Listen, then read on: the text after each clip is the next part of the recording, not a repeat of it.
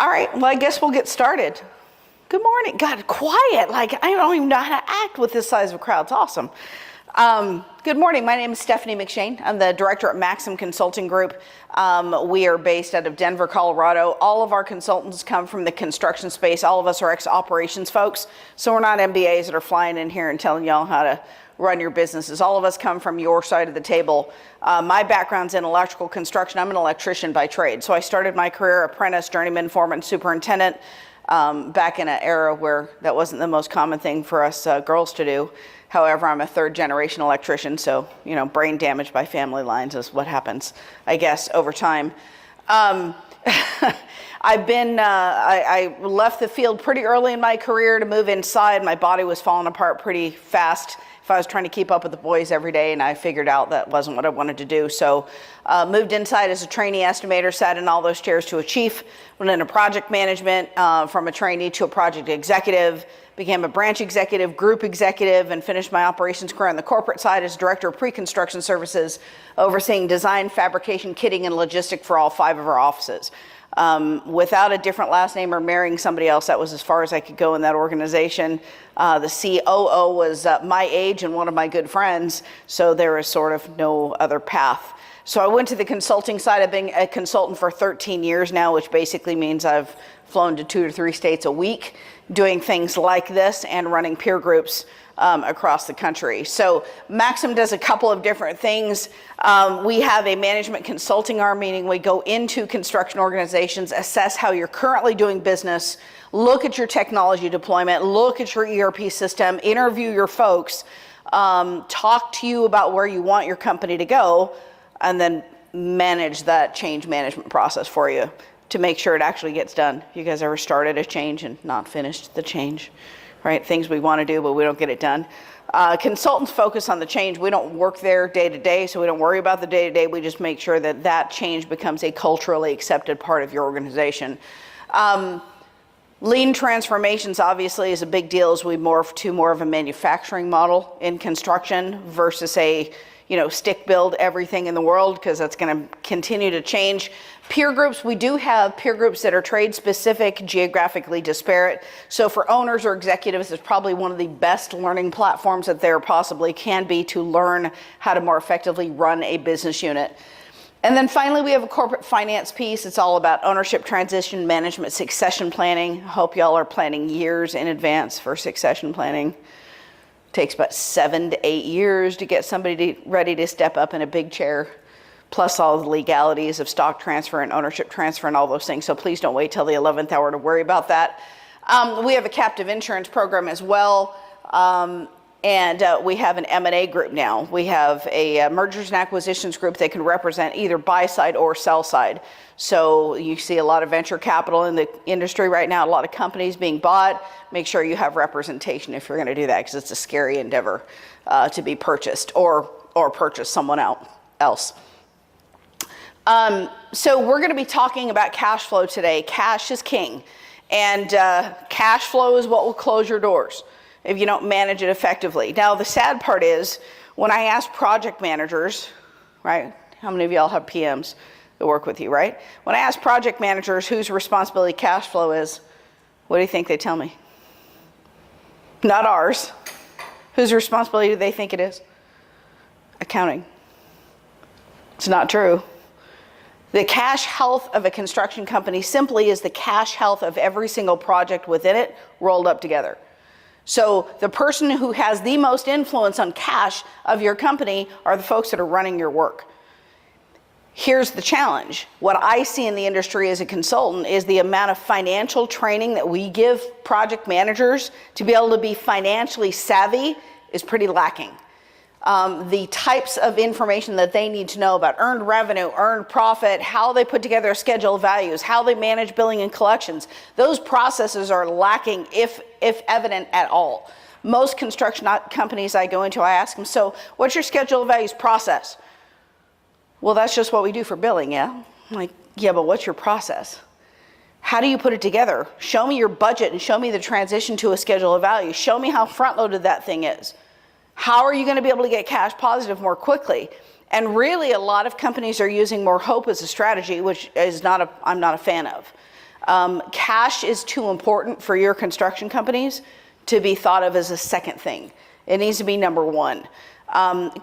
Project managers in general, and I know with smaller companies we wear a lot of hats, larger companies we're a little more segregated or specialized, but project managers have to manage two things extremely well. They have to manage money, and they have to manage risk. Those two things are it. So if they're spending a whole lot of time doing stuff that does not end result in a benefit to, risk or money, then they're doing the wrong things. Let me give you an example. If I go into a construction organization, a medium-sized construction organization, and I see project managers doing things like entering something into an RFI log, I will lose my mind. Why? That's not one of those two things. Who could enter something into an RFI log? Somebody who makes half as much as that project manager, who might want to learn to be a project manager, so you're getting structure in your staff, so you're growing your own. Because you guys, it's a hell of a lot easier to hire on the bottom of your org chart and grow people up than try to hire somebody in the middle. Would you agree with that? Have y'all seen a bad hire in the last few years? Don't do that. Grow your own. Create structure within your organization so people are learning pieces of the business at lower levels of risk, and grow your own. But my point to all that is I don't want PMs working on things that are below their pay grade. Why? Because I want to have their mind and their attention on money and risk. Cash flow is one of the biggest issues that they need to have their hands around at any given time for us. We're going to talk about whether you have a cash flow problem, and we'll start at the corporate level, at the metrics that I would look at as a consultant if I came into your company. What would I be looking for to see if there's an issue? And then we're going to drop down into the project level, where we actually influence the cash flow itself. And we'll talk about best practices there. And we're also going to talk about sustainable growth rate, meaning how you take your existing cash picture, the cash health of your companies, to dictate how much you can grow as a company without putting yourself at financial risk. That is an actual calculation. That's not luck, that's not hope, that's not anything else. And the example I'm going to show you, I did a strategic plan with this company. They said, we're going to grow 40% next year. I'm like, whoa, time out, turbo. You're not growing 40%. Are you outside of your mind? And we did the calculation, and it was entertaining, to say the least. 40% was completely out of the realm of possibility for them. So we're going to talk about all of these things. During the course of any given project, in any given month, we spend money, right? Overhead, labor, material, equipment, subs, and other. I always call other the PM slush fund. I probably shouldn't call it that, but it's true, right? So we spend all of this money. And hopefully we're earning profit at the same time. There's that word, hopefully we're earning profit. So at some point during the month, right, we have to hit the timeout button and create a bill, right? So if this is a job that runs multiple months, we have to hit the timeout button and create a bill, right? So now it becomes an AR. That's fine. For all of your jobs, whatever time of the month that is, you're going to create a bill. Then we have this wait from the time we send a bill out until the time we actually get paid. So what's that looking like for y'all these days? 30 days? 60 days? 90 days? What's it looking like? It's ugly, is it not? And a lot of projects, now the private side not so much, certainly on the public side, you get paid, but you don't get paid at all because they're holding back what? Retention. Do you guys have retention on your jobs? We're mostly residential. Yeah. So hopefully you get paid at all. It's not a big deal. Hopefully you get paid right away. Maybe. Yeah. Okay. Okay, I'm going to tell you, I was so surprised at how much my roof cost when it got damaged in a storm. I was shocked at how much my roof was nowadays. Plus, I mean, it was good materials and all that. I get that, but it was a lot more pricey than I thought it was going to be. So we have this cash flow cycle, and we go through this and through this and through this. What happens if you have one major account that doesn't pay you timely?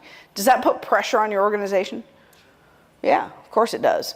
Cash reserves are a big deal. Working capital are a big deal. We're going to talk about that as well. So we go through this over and over, and cash flow really is just the difference between how much cash have we been paid and how much cash have we spent. A lot of organizations look at underbilling, overbilling as an accounting metric, and that's good also because we can't get cash positive without being overbilled. But that said, I'd rather measure cash. How much money have we spent and how much money have we been paid? That's the metric I am much more concerned about. right? Because either if we're in a cash negative position, where's all that cash coming from? Either our working capital or, God help us, our line of credit, which we don't want to tap into unless we have to. True statement? You do not want to encumber debt unless you have to, absolutely have to. So how much working capital does your company need? And I'm going to skip to this one because it's easier. Working capital as a percentage of your revenue. Now, most companies have to have between 7 and 12% of their annual revenue as working capital. And the reason I say that is you need enough fluid money to be able to float your operation in times of getting paid well and not getting paid well. In other words, people that string you out in payment or they're really, really quick to pay you. So that's really important. Now, there's a pretty big range, 7 to 12%. And what causes that range is this. If you're a small job contractor, residential contractor, and you do really small work and you just do it really, really quickly, you can probably get away with closer to 7% working capital. Why? Because your money turns a hell of a lot faster if you do smaller jobs. Now, those of you who do, large commercial or schools or, all these large public works types of jobs, you probably are going to need closer to 11, 12% working capital as a percentage of your revenue. The reason being, those small jobs pay you really, really quickly. How do those big jobs pay? They suck. True statement? They're terrible. They're terrible at paying you. It takes forever to get a check from them. So that's why I'm saying the working capital as a metric is really important. So as far as I'm concerned, do you guys track your working capital month over month? In other words, if your working capital starts going down, you better find out where it is. Is it in ARs, meaning you have billed for it, but you're not getting paid for it? So you should do, and we'll show you guys an example, you should be tracking things like a statement of cash flow. If you do a balance sheet and an income statement, you have all the information you need to produce a statement of cash flows. That shows you where your money is. If your cash takes a dip, you better find out where it is. Because if it starts taking a dip and you start, going below that 7% of revenue because everything's tied up in ARs, you better start to hit the panic button and figure out why that is happening, right? Is it a collections issue? And we'll talk about AR aging and some collections here in a little bit, but we've set the bar pretty low in our industry. How old is a receivable before you really get excited about collecting on it? Normally you guys have aging reports, right? Where you have these balances sitting out there, 30, 60, 90, 120 plus, whatever your aging report looks like. Now be perfectly honest, which column does it hit before you get real excited about it? 60 or 90, right? Usually 90.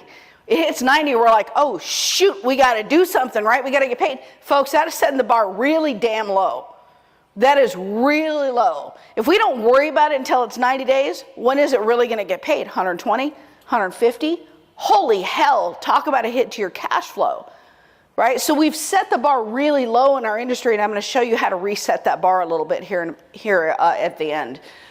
Current ratios are basically just looking at debt to assets and liabilities ratio. So what we look for as a consultant is 1.5 to 1. We want your assets to be 1.5 times what your liabilities are.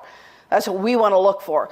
A quick ratio, which gets rid of anything that can't be liquidated to cash in a year, we're looking for a 1.1 to 1, right? Because it's a little more stringent view of cash flow. Now, these are all at the corporate level. We also want to see how quickly your working capital turns. So if you see how much working capital you have, you want to see how many times that turns over during the course of the year. The faster it turns, in general, the better your cash flow position is. And then finally, we look at things like overbillings. Any accounting folks in the room? Finance or accounting folks? Finance. So when we look at overbillings, what's overbillings all about? Making sure we're billed ahead, billed over, which we'll talk about billings and schedule of values here in just a little bit. But we want, say you're pick a number, you're a $10 million company annually. At any given snapshot in time in that fiscal year, I want you overbilled by $1 million. I want you overbilled by 10%. Now, accounting folks get really crazy about this. They're like, no, we're going to over-recognize revenue. It's going to throw books off. We make that adjustment on the whip. What I want my project manager to do is overbill. Why? Because they can't get cash positive on a job unless they're overbilled. It's not possible. True statement. You cannot get cash positive on a job unless you're overbilled. So we make those adjustments on the WIP statement. On the corporate side, I'm going to have my PMs drive cash because they're the closest ones to it and they have the biggest influence on whether or not that happens. Debt to equity ratio. Please don't get into debt in construction. Folks, do you know how risky this industry is? What's our net profit before tax? Anybody have an idea on average what the net profit before tax in the roofing industry is? 3.5% to 5.5% net profit before tax. Is that roofing specific or construction? In general. 3.5% to 5.5%. That's not pretty. Well, at least you're in Texas. Those of you who are in Texas, at least you don't have a lot of state tax, so that helps a little bit. I did my entire operations career in California until I escaped there 7 years ago. You know, that should tell you everything you need to know about me, by the way, that I escaped California and moved to Texas. So I actually live in Montgomery, so I'm very close by, so it's kind of nice. Nice to not get on a plane to do this gig, although I just came from San Francisco last night, so there's that. So these are all the ratios on the corporate level that I would be measuring at your company on a month-by-month basis and trending this data to see if we're getting more cash healthy or not, right? Because cash is king. Cash is what will keep the doors open or close them for you. So let's talk a little bit about the irony of this. More contractors go bankrupt due to cash flow than lack of profitability. What happens when you can't pay your suppliers or your benefits or your payroll? That's a death spiral, is it not? It starts to avalanche really, really quickly. That's all based in cash, not profitability. That's based on whether or not you have money in the account to be able to do that with. There is danger in getting into your line of credit. Do you trend your line of credit? If you're into it, are you trending how far into that line of credit you are?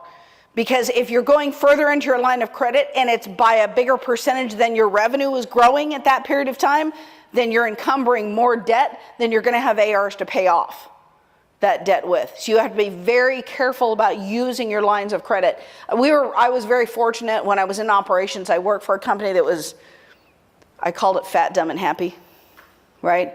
They had no debt, zero debt. They had only 30-day debt, current debt, that was it. They wanted to buy a truck, a piece of equipment, whatever, they wrote a check. That said, that bred some pretty poor cash management behavior on the part of all the PMs. Why? Because we didn't give a damn about collecting. We didn't give a damn about cash flow. Why? Because the company was cash flush. They didn't care until the market tanked in California, right? Market tanks, and all of a sudden the CFOs, oh my gosh, cash, we got to drive cash. We're like, how the hell do you do that? We didn't know. We had no freaking idea how to do any of that. And plus, we had a CFO that didn't teach us anything. He wanted to be the smartest guy in the room, so he didn't want to teach anybody anything. You guys remember those old school leaders like that? Keep everything close to the vest, didn't want to teach anybody anything. Right? It's terrible. I hated that guy. When he retired, I didn't even go to the retirement party. I'm like, BS, I'm not going to that. Couldn't stand him because he didn't want all of us to be cash savvy. He wanted to be the only one that was cash savvy, yet he can't drive cash. He's a CFO. He's not at the project level. Most construction companies publish balance sheets and income statements, and that's the normal. But if you have that data, you should also publish a statement of cash flow, right? Where is your money at any given time? Because here's the issue, folks. You can't fix what you don't see. If you are not trending your ARs to see if they're going up more than your percentage of revenue is growing or your percentage of billing is growing, you don't have an early warning system in place to tell you that you might be headed for a fall. You need to look at this type of data and see where your financial health is sitting. So let me give you an example of something else that folks don't do a whole lot of. And that is a looking forward cash forecast on a job by job level. Now, the level of financial acumen that I want folks in your organizations who are running work to have versus what they do have is pretty staggering. Very, very different. And the reason I share this with you is I was that PM that was not financially savvy because we didn't know. Nobody taught us. We had no idea what we did and how it rolled onto the WIP statement. We had no idea how to manage cash. Why? Because nobody ever taught us. We didn't have standards behind how to do all of this type of work. If you are savvy enough, and your PMs are savvy enough, and they should be, shouldn't they be able to tell me how much labor, material, equipment, subs, and other they're going to spend in the next 12 weeks? on any given job? How many folks you're going to have on the job? That should tell your payroll, right, burden. What materials you're going to use in the next 12 weeks. Because, by the way, when you get materials from a vendor, how quickly do they send an invoice? Pretty damn fast, right? Like lightning speed. So shouldn't our PMs be able to tell us on a looking forward basis what they're going to spend on labor, material, equipment, subs, and other? And if we have history on that job, could we then approximate how much money we're going to bill for and get paid for? So if you know that job is a net 45-day pay, and you know you're going to be billing during that period of time, couldn't you approximate when you're going to get that check? Right? This is a forward-looking cash forecast. I'd say 5% or less of companies do it. Super, super large, successful companies do it. Why? Because cash is everything for those organizations. Shouldn't be any different for yours. Looking forward, what are we going to spend? Why would we want to know our cash position looking forward instead of just backwards? Y'all need another cup of coffee this morning. Why do you want to know it going forward? It's risk mitigation, right? We got to see if we're painting ourselves into a corner we can't get out of. But I'd rather see that ahead of time than behind, right? Job cost reports, for us to run a report today looking backwards is easy stuff. True statement, because it's already happened. We have real data because it's already happened. What's a whole lot harder is looking forward. But as far as cash goes, I want to know if I'm going to be okay 12 weeks from now, based on what I know I need to spend. That's a completely different lens than most companies have. They don't look at it forward. They just look at current or past. That's a problem. That's a huge problem, because we want to fix it before it becomes, right, a total meltdown, and we need to see it. So this is an example of a 12-week look-ahead forecast where we're looking at all of the billing and ARs that we expect to have on a job. And then on the second section, here's all the stuff we think we're going to spend. Labor, material, equipment, subs, and other. And we should be able to look at a construction schedule of some sort, or one that we created, and figure out what it is we're going to spend and when. That tells us how much expenditure we're going to have job by job, so that we can see if we're going to be okay, cash-wise, looking forward, not just backwards. Probably 5, maybe 10% of PMs I've worked with can do this. This is not that hard to do. If you have a budget that's broken down in the right ways, this is not that difficult to do. All right. Also, how many of you guys have your PMs do a forecast on a large job? You guys forecast your large jobs?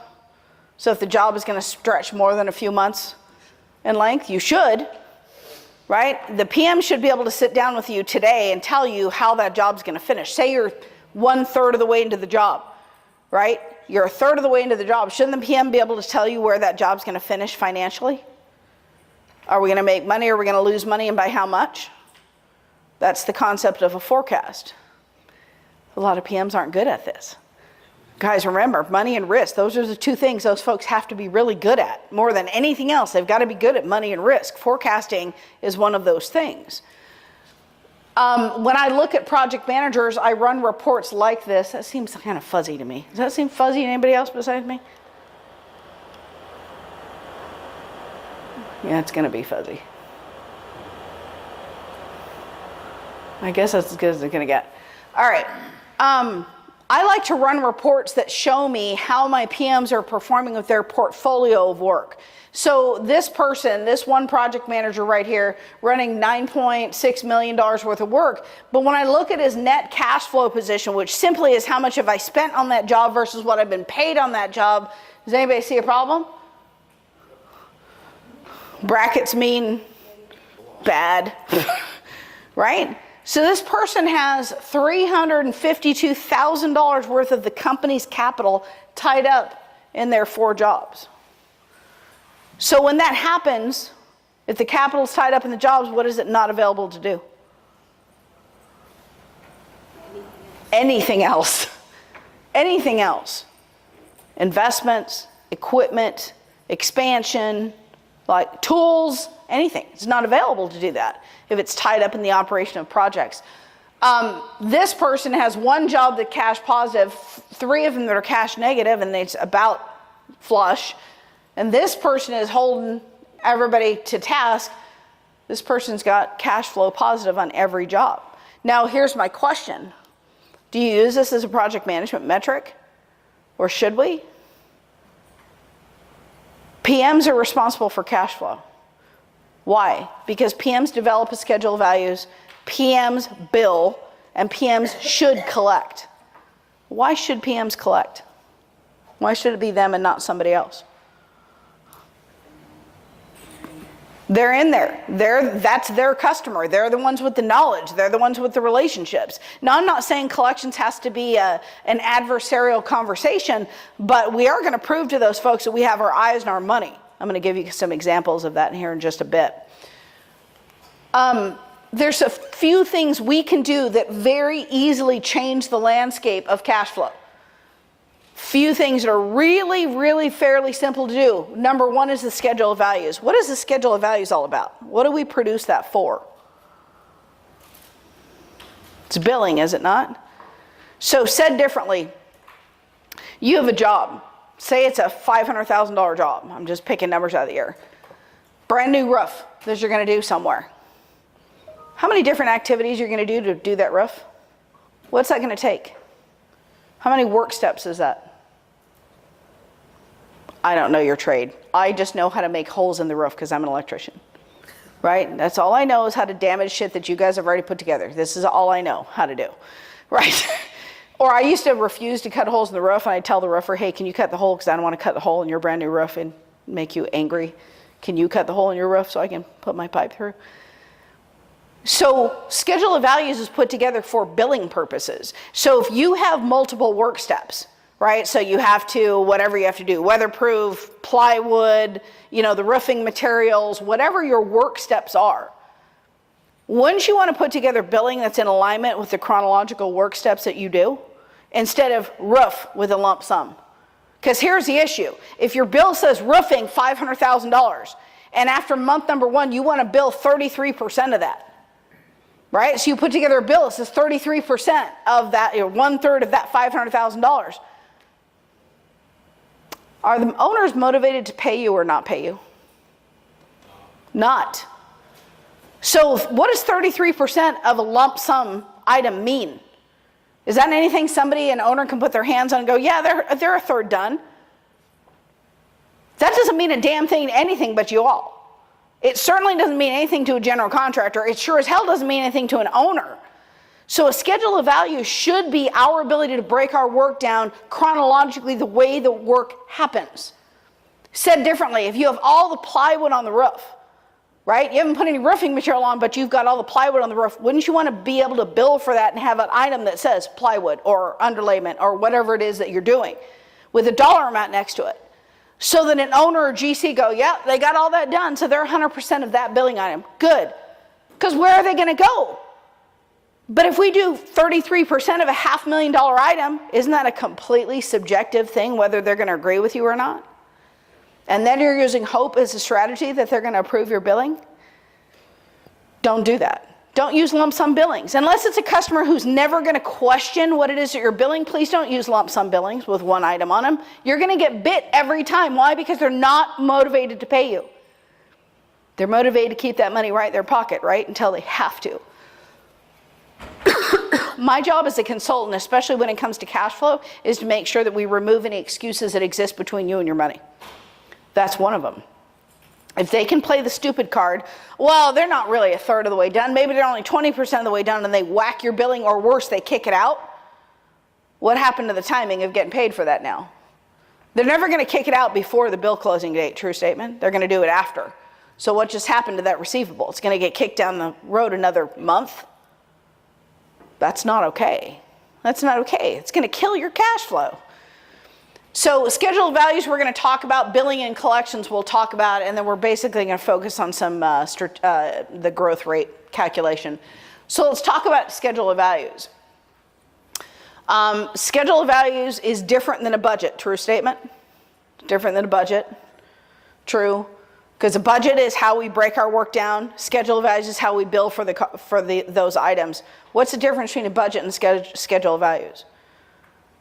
Front loading. What do I mean by front loading?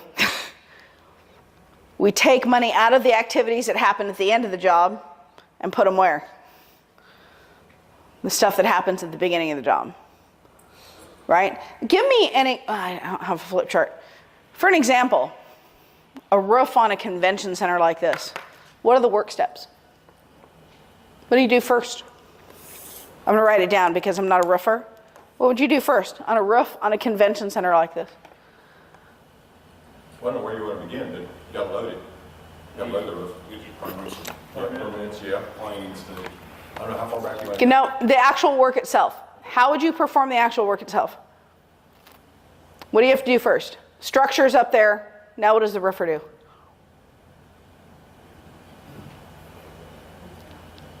Write it out according to when it begins. That if it's the first thing, itemize it. Mm-hmm. You have the retaining shells, overload the front end, big time. Mm-hmm. You have to. Because if we don't, our opportunity to get cash positive on a job goes away. Right? Don't use that one lump sum billing item, because then it becomes hope that that person's going to agree with you that the percent complete that you're billing is okay. You guys have to break those into items, whatever those items are, whatever your order of work is, those are the items you should be billing for. Aren't there things that make sense for an owner to be able to look and go, okay, so the structure is up there and now we've, weatherproofed it, and now we're going to start placing roofing material, and then we're going to be doing, our trim and finish work. And aren't those all work steps of something that someone who's not a roofing contractor could understand? Keep in mind, please put together a schedule of values with language that a non-roofing person can understand. Why? Because the person approving your billing is not a roofing contractor. Don't use stuff they can't understand. Why? Because you're handing them a stupid card to use. The second they don't understand what it is you're giving them, they play the stupid card and they cut your billing or kick it out because they don't understand it. And guess who loses there? We don't want that, right? So make sure you're using language that someone who doesn't understand your trade can understand.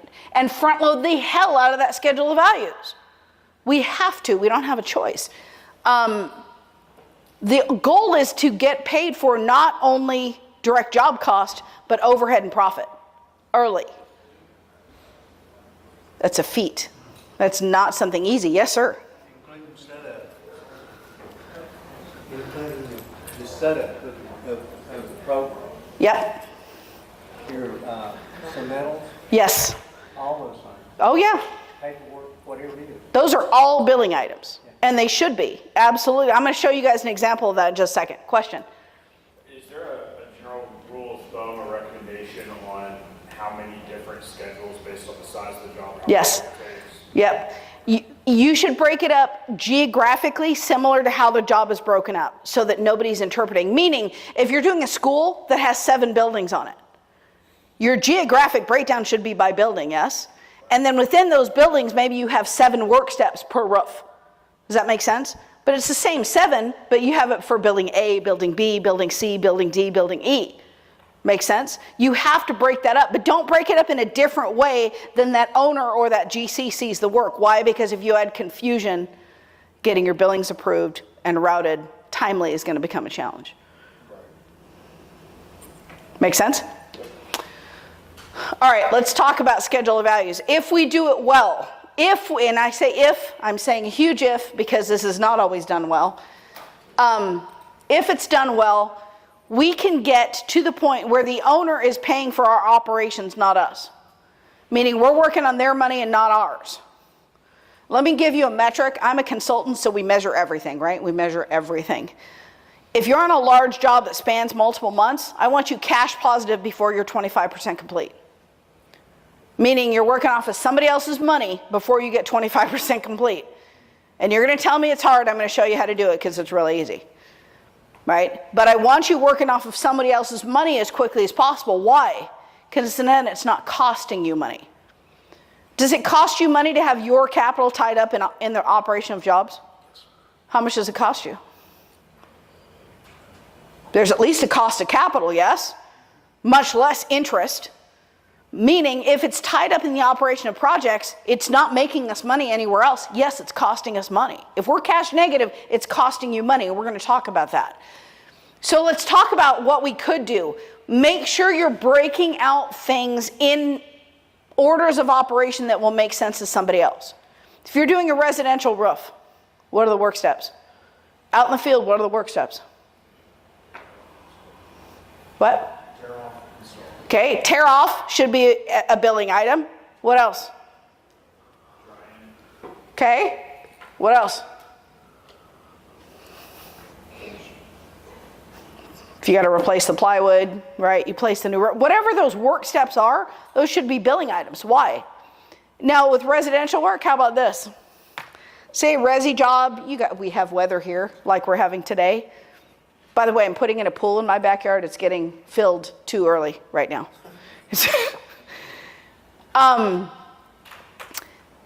These billing items are our ability to be able to bill for these things very early, very quickly. That's the whole idea behind these, right? So we want to have lots of billing items.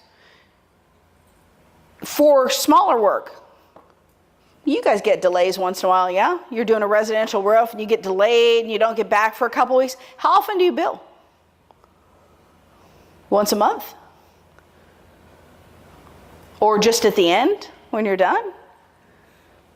You start getting strung out. How often should you bill? Shouldn't you be billing every 2 weeks? How many of you guys do T&M work, repair work? How often do you bill that? Can you bill as soon as you do the work? Meaning you could swipe a credit card before you leave, especially in the residential side of the world. Why do you want to collect before you leave in the residential side of the world? You want to get paid closest to the time where they feel they've received benefit, right? Because you just came out and saved their backside, yes? Fixed a problem, right? They're very thankful then, yes? If you can swipe a credit card and get paid right then, all is good. What happens if you can't get a bill out the door for 30 or 60 days? There's a leak anymore. It doesn't leak anymore. And they've kind of forgotten, yes? Mm-hmm. So our ability to have processes in-house to be able to collect for small things like that or bill multiple times, right? If you get postponed on a resi job because of weather, shouldn't you be able to bill for what you've already done? Instead of waiting 6 weeks until the weather clears up and you're going to get out there and finish the whole thing and then you're going to carry everything that you spent, including the materials that are sitting on the ground that aren't installed yet, you're going to carry all that cash burden until the end? No, there's better ways to do that. Break down your schedule of values into activities. And I'll give you some examples of that here in a few minutes. Your schedule of values worksheet. So I don't know your workflow, but I could come into your organizations in about an hour, figure out what it is, right? But whatever that list of activities that you all have for any given job, say your list looks different for residential versus commercial versus whatever, schools or whatever, but whatever your list in chronological order of activities are, that's what should be on your schedule of values. Make sense? Yep. Now, what I want to raise your awareness to is front-loading percentage. So this is an example. It doesn't matter. This is an electrical example, but it doesn't matter. But chronologically, here's all the activities that we do. And these columns, labor dollars, material, quotes, direct job cost, total with markup. This is my budget. Would you guys agree this is all a budget? Total with markup. This is a budget for my items. And then we have this column called adjustment. Now what are we doing?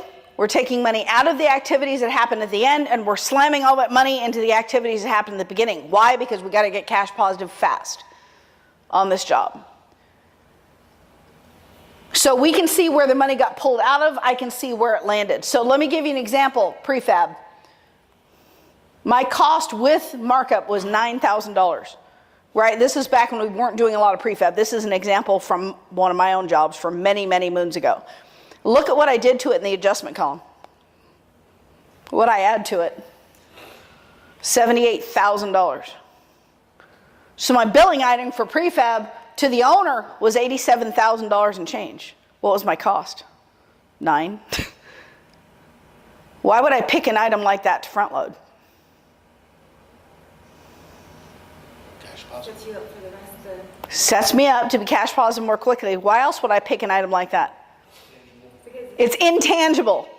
Owners have no idea what that is worth. So they have no idea what it's worth. What does that allow you to do? Whoop. True statement. They have no idea what that's worth.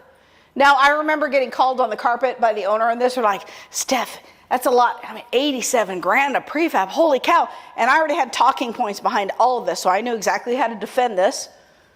Right? Here's what we do with prefab. Here's what that entails. Here's why we're charging you for that. Right? And they were having heartburn over it. I go, gosh, guys. I did the Emmy-worthy performance thing, right? Oh, guys, you're killing me, man. You know, if I made that SOV item, if I started that with a 7, 8, would y'all feel better? They're like, yeah. Am I still okay? Hell yeah, I'm okay. Should you have standards behind how you do schedule values instead of everybody makes up their own rules all the time? Yes. Standards, I'm a consultant. Standards allow you to train your people to be successful, not hope that they are, which I see an awful lot in our industry. Right? We give PMs jobs to run and then we hope they're good at it. How about we figure out how to give them standards behind how to do their jobs really well? How about we set them up to be successful? There's nothing more important for us to focus on than cash. This is not something that should be up for interpretation. This should not be something we hope they learn. This should absolutely be a tool in the arsenal of teaching your PMs how to do their jobs well. Because nothing is more important for them to manage than cash for you. So in this example also, you'll notice there's a front-loading percentage, which really just looks at the activities that are on the back 50% of the work versus the front, and it tells me how front-loaded this schedule of values is. Now this schedule of values is only front-loaded by 10.1%. Is that enough? The answer is no. Because there's two major obstacles we have to overcome with the schedule of values. One is retainage, for those of you who work on commercial and industrial work, is retainage, because we can bill all we want, but we're only going to get paid 90% of that billing, true statement, because they're going to hold back. So retainage is one obstacle. Number two is the crappy payment terms we've been experiencing, especially on the bigger jobs. You don't get paid net 30 on those big jobs, true statement. 60? Is it 60 days? Is it 75 days? Like, it's not good. So we have to overcome that with a schedule of values. So our front-loading percentage, most of my clients, their front-loading percentage is between 18 and 23% minimum. And the PMs have to share this SOV with somebody higher up before it goes out the door. Because we only get one shot, true statement. We give a client a schedule of values, we only have one shot. Can you imagine calling a major GC and going, hey, I screwed up my schedule of values, I didn't front load it enough, can I revise that and give that back to you? What are they going to say? That's not going to be a positive conversation, right? That's not going to go well for us. Right? We have one shot to get this correct. Now, we don't share this entire thing with the GC. The only thing we share with them is a list and the SOV amount. But I want to be able to, in my organization, see where we started, meaning what the budget was, what was adjusted, and where we came up with for our SOV amounts. I need to be able to see that. As an owner, as a manager, as a leader, I want to be able to see that from my project folks. Yes, sir? The reality of construction is that often most people say that moving material is from ordering to unloading to removing and sitting at locations just 20% of the job cost. Yeah. How do you feel about that? What do you think? More could be less. Uh-huh. Depends on the job and the product, etc. Yep. So let's talk a little bit about things that, of course, I'm a consultant, so I like standards, right? I like things that are rinse, reuse, repeat. So said differently, for a commercial job, what should an SOV look like? For a public works job, what should an SOV look like? For a resi job, what should an SOV look like? Right? And we should have standards behind that. But let's talk about the things that should be at the top of your schedule of values each and every time. Now, is it true that doing jobs now looks and feels very different than it did 20 years ago? Those of us with gray hair know this to be true. Right? You guys are catching me on a good week. There's not a lot of gray poking out, but I have it. One of the other things, the material-labor ratio changes dramatically on some jobs. If you have a 10-to-1 material-labor ratio, or 1 Yep. or 1:10, Yep. a whole bunch of different. Well, let's talk about materials for a second, because that's a great valid point. How many of you guys experience a supply chain issue? Pricing's unstable, availability's crap, right? I'm just being blunt. Y'all will figure out I'm pretty blunt, right? Both of those conditions exist, right? How many of you guys are buying material earlier than you would just to help an owner out? Right? Just so we have it, so they don't have to worry about that lead time and all that stuff. Folks, the last thing you should be doing is buying stuff early, which is going to hit your cash flow, yes? And then allowing them to hold back retainage on that material payment because you're being a good person. True statement. If you're buying materials early to benefit an owner, should they not pay you 100% of those billings? Not with holdback? Additionally, should they also be paying you for storage and multiple material handlings? Yes. You're doing them a favor. Do not take a cash flow hit to do them a favor. You can't afford to do that. Our margins are too small to do that. So negotiate that with them and say, guys, I'll get your stuff early. That way you're not held up because we have supply chain issues. I'm willing to buy it early. I'm willing to store it. But I need to get paid 100% for that billing, and I need you to pay me to move that twice. It's fair, is it not fair? If you have a lot of material, you need to get insurance on it too. Yep. Especially if it happens in your yard. And here's the other thing. When material sits around too long, what happens to it? Depreciates. What else? Damage, loss. By the way, I just built a chicken coop, and I have to put a roof on it. Because the chicken coop I bought has like a wood roof. I'm like, wood and rain is not a good idea, right? It's not a good idea. So there's a gentleman that lives across the street from me. He has a roofing company, and I'm like, I'm going to go hit him up for, I mean, guys, this is like, 12 square feet or something, little teeny thing. I'm going to go hit him up for some shingles. Not that an electrician knows how to put them on, because I don't, but, I could probably, talk somebody into doing that for me. When I think about standards with a schedule of values and the way that we have to do business now, would you guys agree that there's a lot more pre-construction, there's a lot more coordination, there's a lot more communication that happens at the beginning of jobs than there used to be? We run our jobs differently than we used to. So how about things on the top of every single schedule of values? At least on the commercial and industrial side, we might shrink the list for residential. But how about an item for pre-construction planning? Do you guys have to do any pre-construction planning? And when do you have to do that? Does it cost you money to do pre-construction planning? Sure it does. How about contract review, revision, and execution? Is that a thing? All right. So let's talk about billing. Again, we'll talk about bigger jobs. Smaller jobs are easy. Done, not done. Makes it a lot easier, especially if you do residential work that's really, a couple of days hit, you're done. That's all great. But if you have billing and you do larger commercial type of applications, having a process together to teach people how to bill effectively is important, not hope that they figure it out. Because your PMs are the ones putting bills together. They need to understand cost, and they need to understand how to put a bill together. So if I ask 5 PMs how they do a billing, how many answers am I going to get? 5, 7 if somebody wants to overshare. Like sometimes I do it like this, sometimes I do it like this.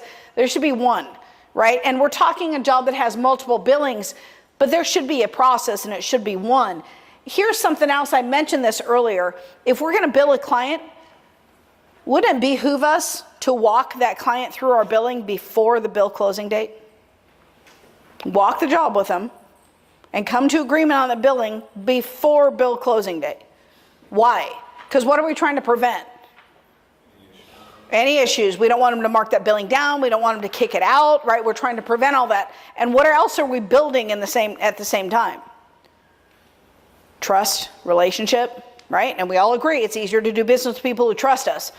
So part of our billing process should be to have our folks walk that billing, whether virtually or in person, walk them through that thing and get it approved before it goes in, right? Because we don't want rework.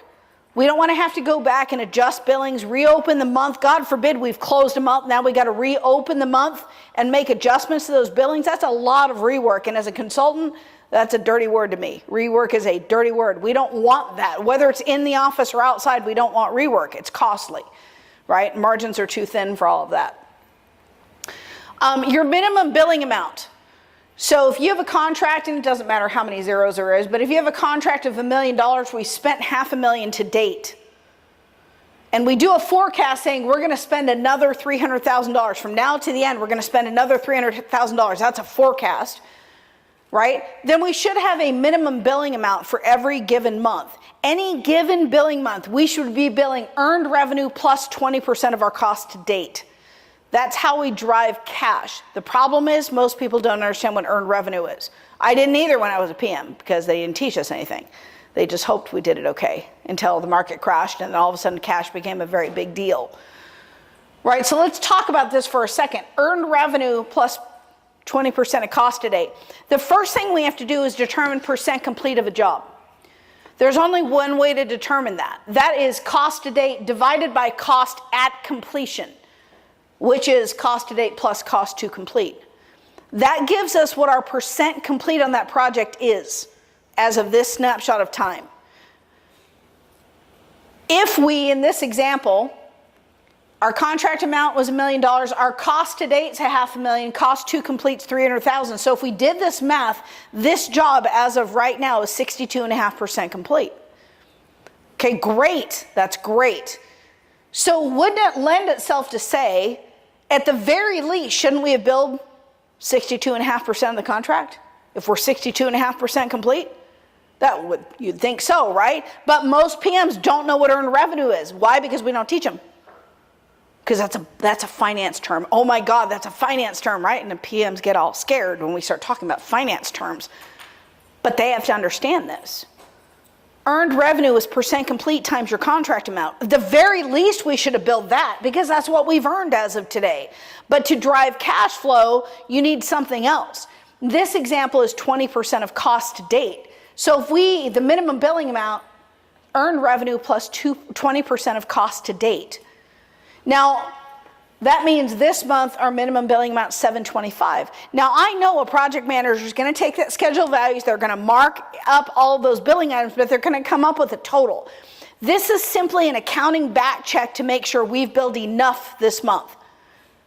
Does that make sense? It's just a back check based on cost, based on how much money we're going to spend between now and the end. It's a back check to make sure the billing is enough. And you might think this is difficult to attain, but given the tools I just handed you guys with the schedule values, not hard.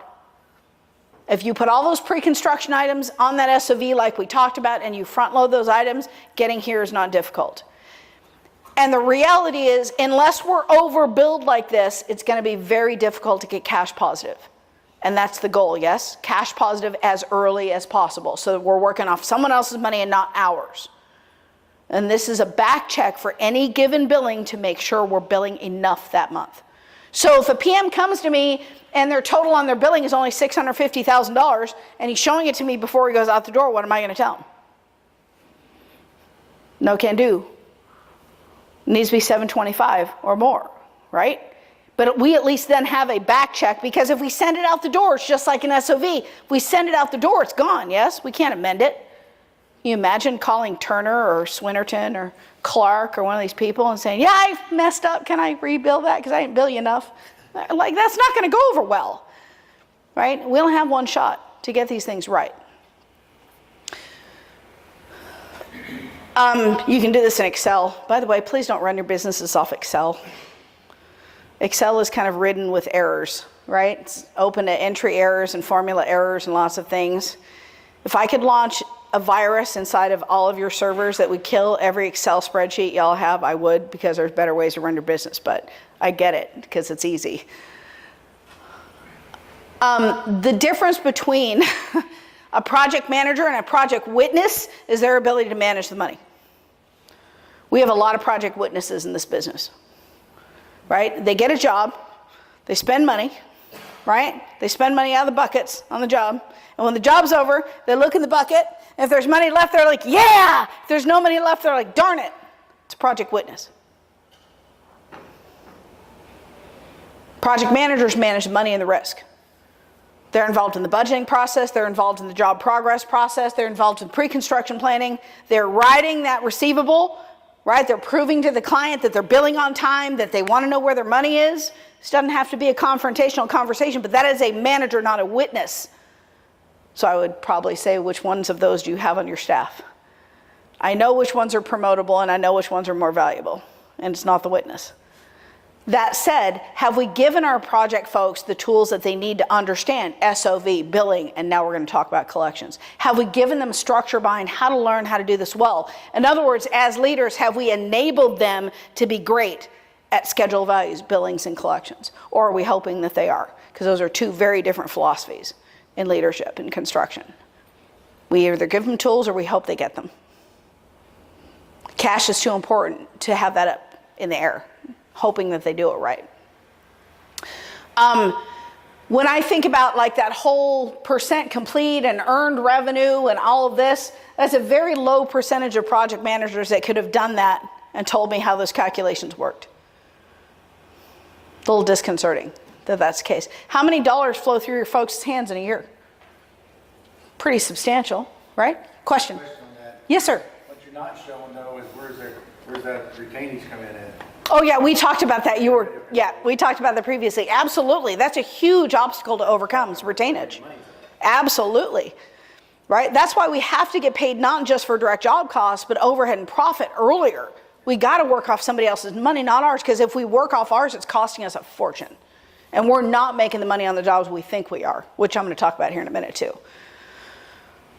I'm going to let that top line sink in for a second.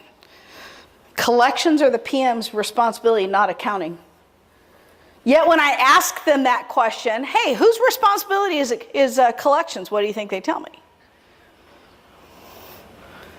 Accounting. Oh yeah, accounting manages that. I'm like, you're kidding, right? Why is it the PM? Or the person running the job? Why is it them? They have the relationship, yes? So shouldn't they be managing the money on that account? Of course. Nobody wants some faceless person they've never talked to ever to be calling them and making a collection call. Has a hell of a lot more influence when it's the person they've been working with day to day on a job that's making that phone call. Because we have more influence, right? We want to use our influence when we have it. Is it true that if we give them a reason to not pay us, that they will take it? Meaning we didn't do lien releases, we didn't give them certified payroll, we didn't give them whatever the hell it is that we're contractually obligated to give them. We didn't give it to them. In other words, we gave them the bullets in the gun to use against us. They're going to use it, right? Because they're motivated not to pay you. So we, on our side of the fence, cannot contribute to that. So your billing process for any given job should include that checklist of items that must be turned in with every single billing so that we never miss an item that we're contractually obligated to give them. Right? Because what's going to happen? They're just going to kick that out. And what just happened to that billing? We just added another month to it, right? Which cannot happen. Cannot happen.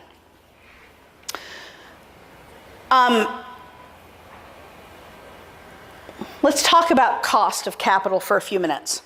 So I'm going to use this job as an example. So this is a little $1.2 million job, overhead profit 70 grand in this example. Okay, so it's a $1.2 million sell, little over $1 million in direct job cost, profit 70 grand. So when your PMs or whoever puts a billing together, what do we look at first? What data do we look at? We look at a job cost report, do we not? Like how much money have we spent? Because that's the easy stuff, right? Just show me a report showing me how much money I've already spent on this job, because that gives me some sort of barometer. But here's the challenge. Doesn't that job also have to pay for overhead? Every job in your portfolio has to pay for overhead, yes? So in this case, overhead is 144 grand for the duration of the job. So when a project manager is doing billings, shouldn't they be taking into consideration not just direct job costs, but the piece of overhead that this job is responsible for paying also? Yet, most PMs don't even look at overhead when they're producing a bill. So do you think that's causing us pain? Because they're saying, hey, job cost plus 10%, I'm golden. You're not even covering our cost plus our overhead with that. True statement? They're not even looking at overhead, so the information we're giving project managers is already setting them up to fail because we're not talking about overhead when we do billings. We're only talking about direct job cost, labor, material, equipment, subs, other. We're not talking about overhead. I know this is an eye test for you. So this is an example of a client that pays us in 30 days. Do we have those clients that do pay us like clockwork in 30 days? Don't we love those people? We love those people, right? They're rare, but we love those people because they help our cash flow. But in this scenario, in month number 1, so keep in mind, this is 30-day payment terms, which we know is extremely rare, yes? Just doesn't happen very often. In month number 1, we spent 11 grand in direct job cost. Now, most of your PMs would go, okay, if I spend 11 grand, I'll bill for 20. True statement? That's what they're going to do. Something like that. But you'll notice overhead. We took that $114,000 and we split that overhead across all of the months that we anticipated that job to be open. So not only are we looking at our direct job costs, we're looking at overhead. So our monthly expenditure in month number 1 was 31 grand and change. Most Europeans don't even look at overhead. So it's a problem because we're not even talking about that. So in this scenario, we spent 31 grand. The PM's like, hey, I'll bill cost, including overhead, plus 10%. I'll bill 35 grand and change. I'm golden. Everything's good. I'm overbilled. Is that enough? No. Here's why. So month number 1, we spent 31 and change. That means our net and cumulative cash flow, meaning the total amount of money out of pocket on this job is 31 grand and change, right, of the company's money. Because we spend overhead, we got to recover it. If we're not getting paid for it, then it's coming straight out of our pocket until the end. So we billed 35 grand, but of course month 1, we haven't been paid anything. Month number 2 rolls around, we spend, now the job's starting to ramp up, right? We spend $97,000 in month number 2. So we billed 107 and change, right? Cost plus about 10%. Now in the meantime, because it's 30-day payment terms, we got paid for month 1 minus, they didn't pay us 35 grand, what did they pay us? Minus retention, yes? Right, in this example. So we got paid in month number 2, $31,000 and change. But in month 2, we spent 97. So our net cash flow for the month was minus $66,000. But our total money out of pocket as of right now, meaning the total amount of the company's money tied up in this job in month 2 is $97,000. And this is 30-day payment terms, which we all agree doesn't happen very often. So if you play this tape forward where the PM is billing cost about cost plus 10%, including overhead, which most of us don't think about, in month number 5, and month number 5 itself, we're out of pocket. In other words, we have $312,000 worth of the company's money tied up in the operation of one job. How do y'all feel about that? That is not good. That is not good, right? Like I'm getting a little upset stomach thinking about that. Folks, this is 30-day payment terms. Hold on to your hats and goggles, kids. It's about to get worse. Okay? We're going to use these exact same expenditure amounts and these exact same billing amounts and show you what happens when the payment terms are 60 days. 60-day payment terms. In month number 6, same billing amount, same expenditure amount, month over month. Month number 5 and month number 6. Look at month number 6. We are out of pocket $560,000 of the company's money is tied up in the operation of one job. And when do we become cash positive? Month 9. When do we finish working? Month 7. Is that a problem? I'm going to tell you, any of your major jobs, larger jobs, I'm hoping you guys do a cash flow analysis like this on every major job you have.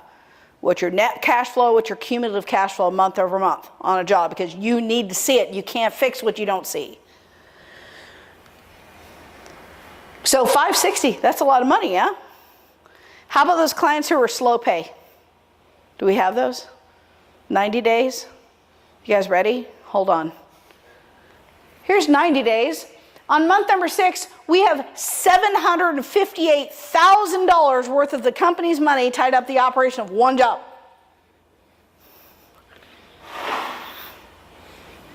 Same expenditure amount, same billing amounts. Do your PMs understand this? If they don't, you need to get the PDF from RCAT and you need to go through this with them, because the PMs control the cash flow. The cash flow health of your construction organization simply is a roll-up of the cash health of every job it has. That is fact.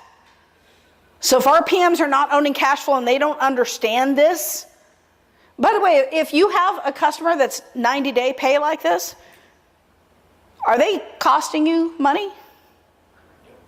Hell yeah, they're costing you money. And if you know this and you can quantify this, what do you need to do when you bid them?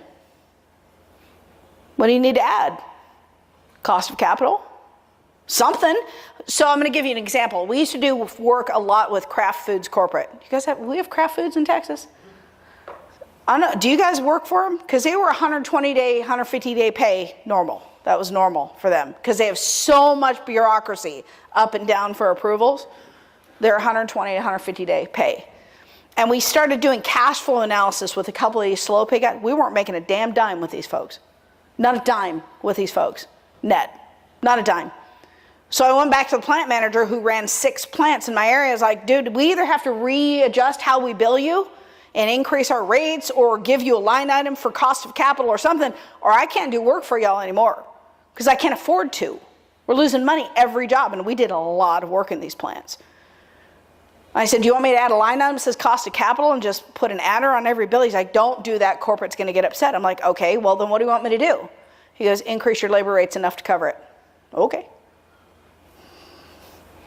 As long as I'm getting paid for it, it's fine, right? But it can't come out of my pocket because there's no point in taking on risk, meaning more dollars of revenue and not getting paid any profit. There's no point. What the hell's the point? We don't need practice. Right? We're all here to make money. There's nothing wrong with making money as a contractor. Let's assign some money to this. We're going to assume a 12% alternative investment return, meaning if we didn't have all this cash tied up in the operation of these jobs, couldn't we invest that elsewhere? Certainly. I like for contractors to have investments outside of their company, FYI. Why? Balance the risk a little bit. Don't always have all your money in one basket. You guys have heard this from all your investment people, right? So we're going to say 12% alternative investment return. And I'm going to charge that cost to all of the negative balances that you just saw in the 30 and 60 and 90-day payment terms. So remember, the profit on this job was 70. You guys remember that? It was 70. So if I assigned this cost to this job, the 30-day payment terms alone cost me $11,000. So did we make 70? No. We made $59,000. 60-day was $23,000 and change. Look at 90. $35,000. We made half the profit on that job that we thought we did after we assigned cost to that capital that was tied up in this job. Folks, all of your staff needs to understand the impact of cost of capital. By the way, talking about change orders, if you know you're on a job that's a 60-day pay, right? You know from history on that job it's a 60-day pay, and you have to price a change order, are you guys including 60 days of cost of capital in that change order? Should you? Hell yeah, you should. Especially if you have history that proves there a 60-day pay on that job. Why wouldn't you? Is that not a cost for you? Of course it is. By the way, if there's also a gap between the time they say go and you getting a contract change directive so you can bill that change order, and then it's another 60 days from there until you get paid, shouldn't you build in cost of capital for that entire timeline? And if they don't like you charging them 120 days of cost of capital, what would you tell them? Pay me sooner and I'll reduce that for you. But if not, you have cost. If that money is sitting out there, you have cost on that money. All right, lastly, we're going to talk about collections. When I say the word collections, people get very stressed out because they think collections is this really negative space, right? Nobody wants to work on collections. We use what's called DSO. Accounting folks know what DSO is, days sales outstanding. We use aging, basically, in a nutshell, as a project management metric. Why? Because PMs drive collections. They're the ones that can create relationships with the customer to make them want to pay us.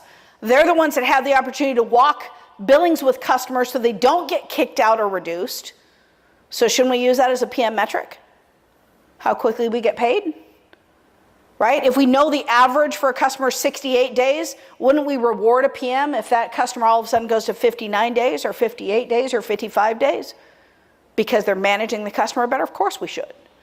Why? Because it's influencing our cost in a positive way. Because remember earlier I talked about your aging reports, and we said 30, 60, 90, 120, whatever your aging reports say. Here's an example of an aging report for a client of mine in California. It's in Napa. We were talking about Napa. Terrible place for me to have to go every month, right? For a few days every month, go to Napa. I'm a wine snob anyway, and I'm from California, so it's pretty cool. But they were having issues getting paid, and they wanted visibility on this, and they wanted to do what's called an error escalation process that made sure they got paid faster. And this is what they did. So the project coordinator owns that receivable from day 31 to 33. In other words, the project coordinator wanted to make sure the billing got out on time, they received everything, everything's good, so that the admin owned that for that period of time. Day 34 to 40 is the PM, day 41 to 55 is accounting, and day 56, that collectible went to a corporate executive to collect. Notice it doesn't say 30, 60, 90, 120, where we only get upset about it when it hits 90. Look at how fast this is going up the chain of command and up the org chart to get collected. Why? Because nothing is more important for us to focus on in construction than cash. Yet we have an aging report that says 30, 60, 90. We don't even get upset about it till it hits 90. Guys, that bar is way too low. Recast your receivables, recast your aging to dial that in smaller and then put it up the chain of command faster. So this guy who owns this company, his name's Greg. I love Greg to death. He was a client of mine for like 5 years. No one wants Greg to call on day 56 because he's like a little banty rooster and he wants to know where the hell his money is. Now, if Greg had to make that collection call at day 56, do you think he's calling the lowly GC PM that's running the job? Who do you think Greg's calling? The president or the CEO of that owner or that GC he's working for. And we already have all the information from all these people proving we gave them what they needed in enough time, billings were pre-approved, we don't understand, and we know what was billed on our behalf, right? Because we get verification of all this because we own our money. And Greg knows all this. So in day 56, Greg's making this phone call going, what's the problem? We billed you on this date, we verified you received everything we needed, we know what you billed on our behalf, what's the issue? No one wants Greg to call on day 56. Because he's kind of a pain in the ass. Nobody wants him to call on day 56. But he's not calling at day 120, he's calling on day 56. Because 90 and 120 is too late. 90 and 120, likely your net profit before tax is likely gone if you actually assign cost of capital to it. That is what's keeping you from growing, because we're not managing the money like we should. Here's an example of a process. I'm a consultant, so we like process. We like repeatable processes. 2 or 3 days before working days, before the bill closing date, the project admin submits the invoice to the customer. Notice I say before bill closing date. Before the bill closing date, that project admin is going to contact the customer and confirm with the customer that they received everything that we are contractually bound to give them. Why do we do that before the bill closing date? Because if they say they don't have something, we now have a day or two to fix that, yes? Because we have to remove any excuses that exist between us and our money, yes? We're in the excuse removal business when it comes to cash management. After the bill has been submitted, 1 to 3 days after, the project admin is going to contact the GC or owner, depending on who we're working for, and confirm what was billed on our behalf. Are you legally entitled to that information? What was billed on your behalf? How many of y'all sign a pay when paid clause in your contracts? The GC doesn't have to pay you until they've been paid on your behalf. Then aren't you entitled to know what was billed on your behalf? Hell yes! Yes, the answer is yes, by the way. If you turn in a bill, don't you want to know what was billed on your behalf to that owner? I want to know. I want to know exactly what was billed on my behalf.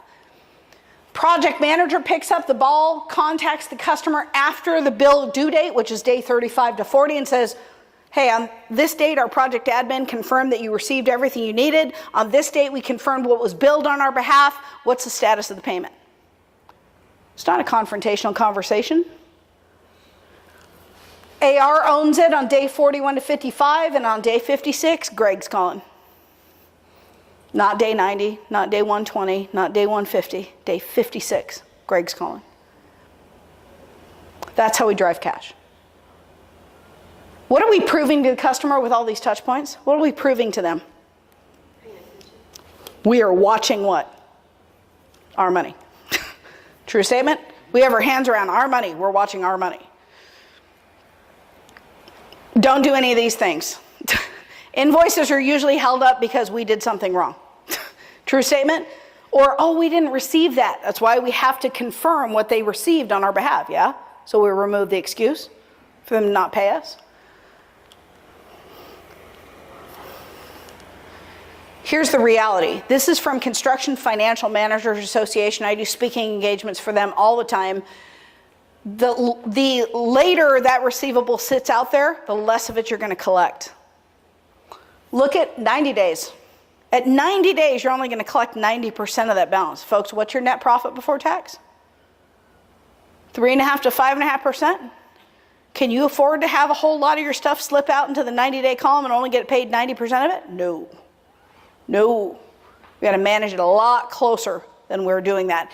And for those of us that have run big work, this stuff that happens down here, a year, 2 years, 3 years, this is that change order work that we didn't get paid for. We spent it, but we didn't get paid for. Now we're at the end of the job. Look at how many cents on the dollar you're going to get for all that extra work because they want to negotiate. Can't happen. Right? The moral to this story is even if it's disputed work or change order work or whatever, folks, you got to manage this collection up here because you can't afford to have it slide down that aging any further because you're going to lose. I'm not going to talk about trade credit other than to say, how many of y'all pay your suppliers with credit cards? Anybody use credit cards? Yeah. Well, there's a couple of win-wins. What are those things? Cash back. I love cash back. All my travel expenses, awesome. What else? It buys you 30 days, interest-free, yes? It's great stuff. We're going to talk about sustainable growth rate, and then we're going to stop. But sustainable growth rate basically is a financial snapshot of how well your company is performing that will dictate how quickly you can grow. Isn't it true your cash position is tied up in how much you can grow, but it's actually a formula, right? I did a strategic plan with a company, and they said, Steph, we're going to grow 40%. And I'm like, no, you're not. You're not. First of all, if you have a 40% growth trajectory in a year, we got to have a conversation, right? So we did the calculation. And I'm like, you can grow 4.7%, but you can't grow 40. There's a little difference between 40 and 4.7. Well, we'll just borrow. I'm like, the hell you will. Right? What if they would have borrowed enough money to grow 40%? What do you think would have happened to them within the year? They're BK. True? They're bankrupt. You got to know what this is. With that, I'm going to wrap up. you guys. I hope we gave you a few little nuggets of things you can take back and utilize. I hope I gave you back the focus to keep your eyes on your money and teach your staff how to keep their eyes on the money. If you guys have any questions, I'm going to step outside here in just a second, but I appreciate you guys coming. I'm going to be back tomorrow with a session called Enabling Success, bridging the gap between the office and the field. So I'll see you then. Thank you guys very much. Appreciate you. You bet.